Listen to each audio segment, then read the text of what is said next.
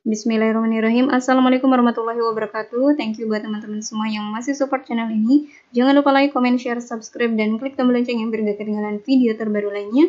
Ingat, subscribe itu gratis.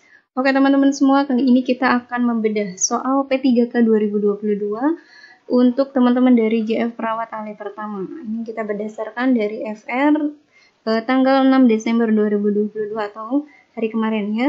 Nah, kita buka di part pertama. Oke, sebelumnya sebagai perhatian bahwa soal yang kita suguhkan ini bukanlah asli redaksi soal ujian P3K 2022, akan tetapi sebatas prediksi soalnya berdasarkan hasil FR dari teman-teman yang telah ujian P3K kemarin. Oke. Nah, kita sedia e-book fokus P3K Perawat 2022. Ada 3 paket tryout dan pembahasan, ini khusus untuk kompetensi teknis ya, dan bentuknya itu PDF. Kemudian juga ada strategi hadapi P3K 2022, ada latihan soal baik kompetensi teknis, manajerial, sosial, kultural, dan juga wawancara, serta kita juga berikan materi keperawatannya. Nah, apabila teman-teman berminat, silakan bisa hubungi kita di WA maupun di MG ya. Oke, soal pertama. Definisi kesehatan menurut Undang-Undang Kesehatan Nomor 36 Tahun 2009 yaitu keadaan sehat baik secara fisik, mental, spiritual maupun sosial yang memungkinkan setiap orang untuk hidup produktif secara sosial dan ekonomis. Keadaan sehat baik secara fisik, mental, spiritual maupun sosial yang memungkinkan semua orang untuk hidup produktif.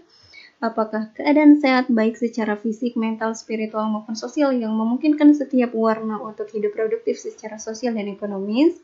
Apakah keadaan sehat baik secara fisik, mental, spiritual maupun sosial yang memungkinkan setiap masyarakat untuk hidup produktif secara sosial dan ekonomis? Atau apakah keadaan sehat baik secara fisik, mental, spiritual maupun sosial yang memungkinkan setiap orang untuk hidup produktif secara sosial dan ekonomis? Jawabannya teman-teman.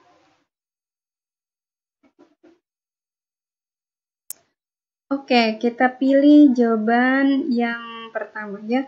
Keadaan sehat baik secara fisik, mental, spiritual maupun sosial yang memungkinkan setiap orang untuk hidup produktif secara sosial dan ekonomis. Nah, kita lihat pembahasannya.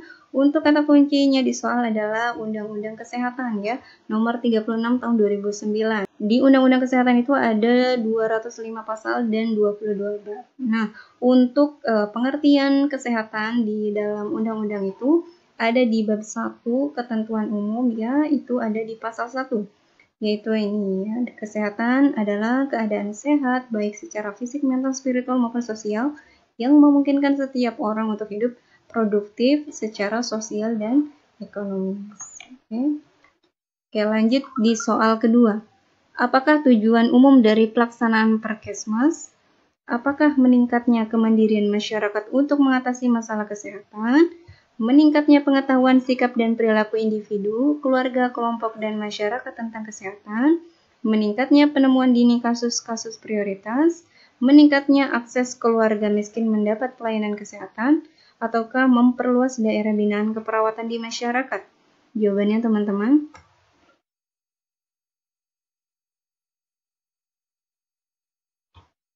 Oke, kita pilih yang meningkatnya kemandirian masyarakat untuk mengatasi masalah kesehatan. Yang ini ya, yang pertama. Oke, kita lihat penjelasannya. Nah, ini ya, keywordnya di soal itu adalah tujuan umum Perkesmas itu apa. Oke.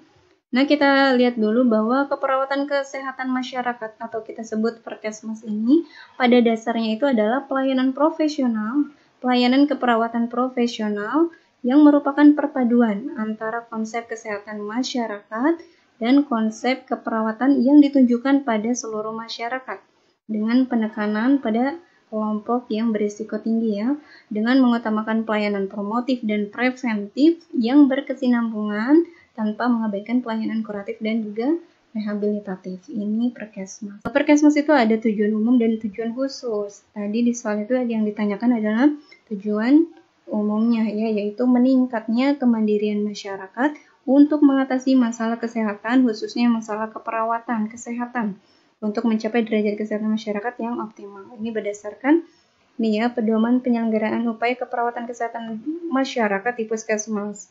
Ini ya, Kepmenkes 279 tahun 2006.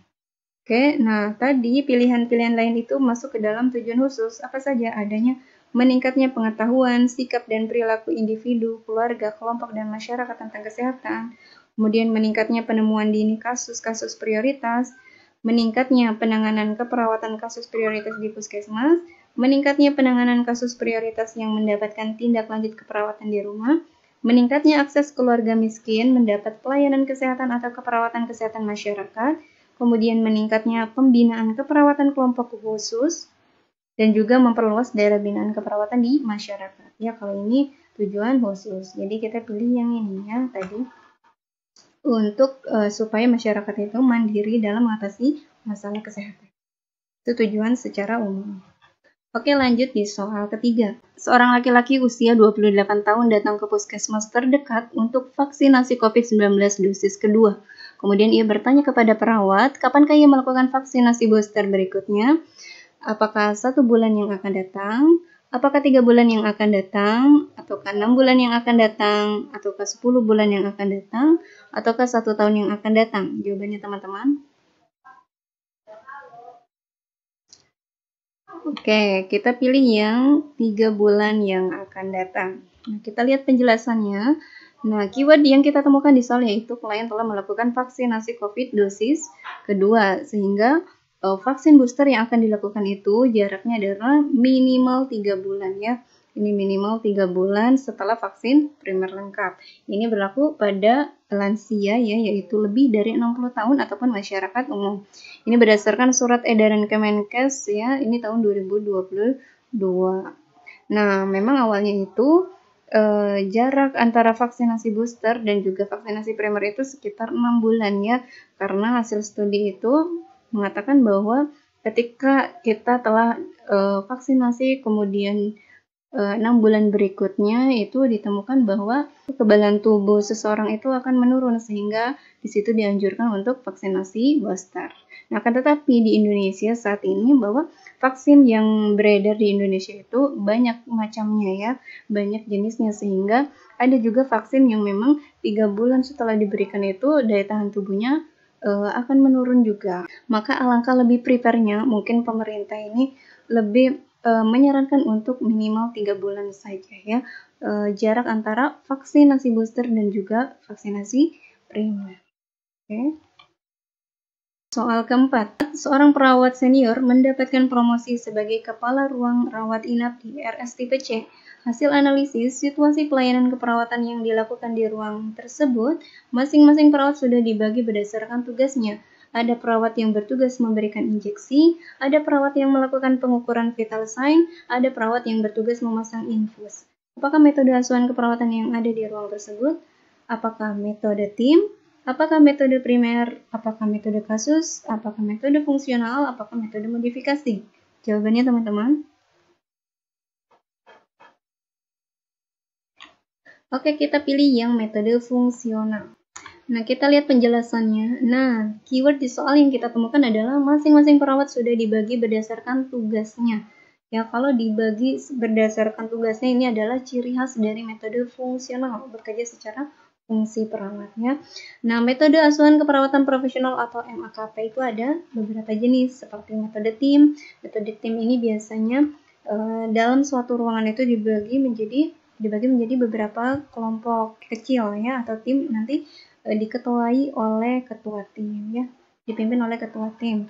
Kemudian ada metode primer, ini biasanya perawatan selama 24 jam ya, artinya dari pasien datang sampai pulang itu biasanya kita rawat. Kemudian ada metode kasus, ini khusus satu pasien satu perawat atau dalam kasus-kasus tertentu ya, seperti kasus intensif ya. Kemudian ada modifikasi. Nah, modifikasi ini perpaduan antara metode tim dan juga metode primer ya. Nah, tadi yang berhubungan dengan di soal itu kita jawab yang metode fungsional.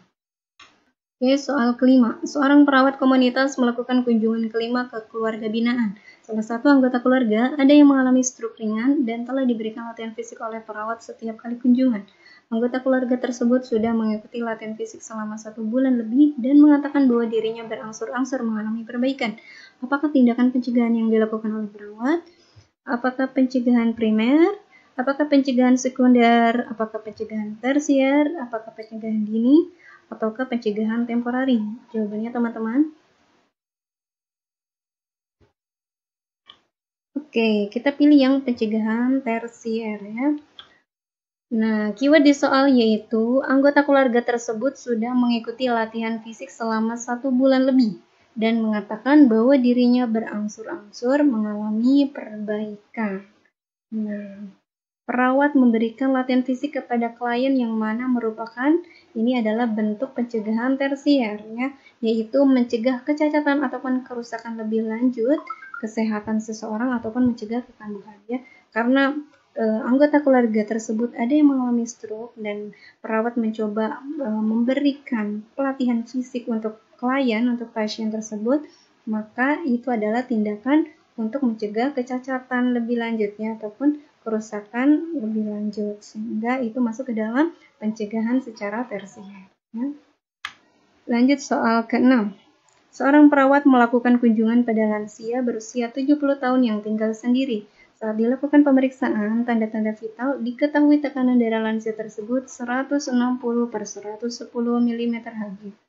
Lansia tersebut mengatakan tidak pernah mengatur makanannya, yang penting masak dan makanannya tidak hambar. Apakah edukasi yang harus diberikan perawat pada lansia tersebut? Apakah menghindari makanan tinggi purin, ataukah mengurangi konsumsi garam, ataukah mengurangi konsumsi lemak dan makanan berminyak, ataukah memperbanyak konsumsi buah dan sayur, ataukah memperbanyak minum? Jawabannya teman-teman.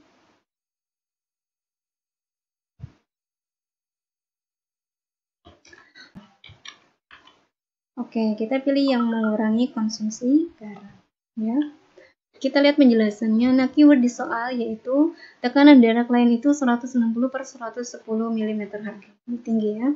Tidak pernah mengatur makanannya, yang penting masak dan makanannya tidak hambar. Nah, kalau kita kaji tekanan darah 160/110 itu masuk ke dalam kategori hipertensi grade 2 ya, ini menurut Nurdian tahun 2015 ya.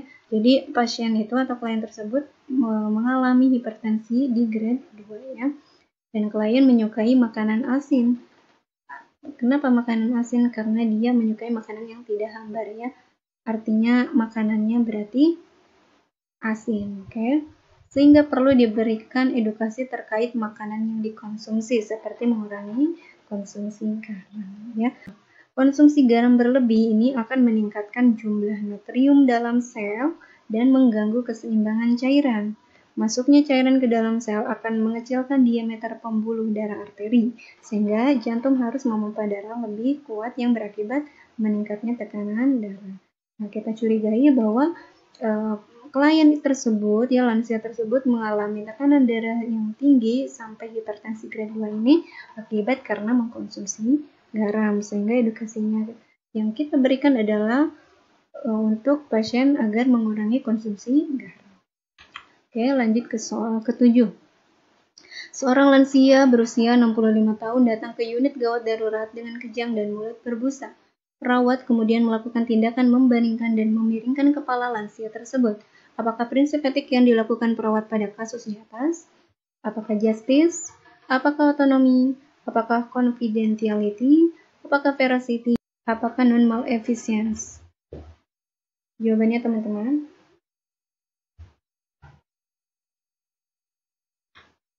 Oke, kita pilih yang non-maleficent ya.